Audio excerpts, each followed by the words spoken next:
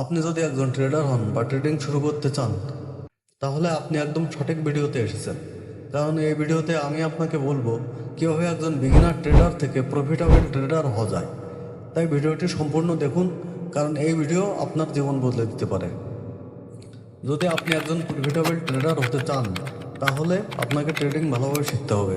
একজন বিগিনার ট্রেডারের শুরুতেই যে জিনিসগুলো জানা দরকার তা হলো candlestick pattern, chart pattern, support and resistance, market structure, trend identification, liquidity concept, stop loss হান্টিং।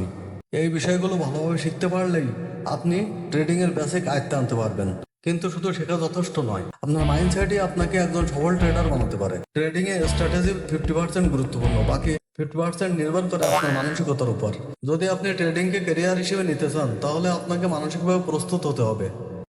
একজন বিগিনার ট্রেডার হিসাবে আপনি মাত্র 10,000 টাকা দিয়েও শুরু করতে পারেন। প্রথম 6 মাস শুধু 10,000 টাকা ইনভেস্ট করুন এবং শুধুমাত্র 1 লট নিয়ে ট্রেড করুন। যদি ট্রেডিংকে গ্যাম্বলিং মনে করেন, তাহলে আপনি কখনোই সফল হতে পারবেন না। তাই ট্রেডিং থেকে দীর্ঘমেয়াদী লাভ পেতে চাইলে আপনাকে দীর্ঘ সময় ধরে শিখতে হবে।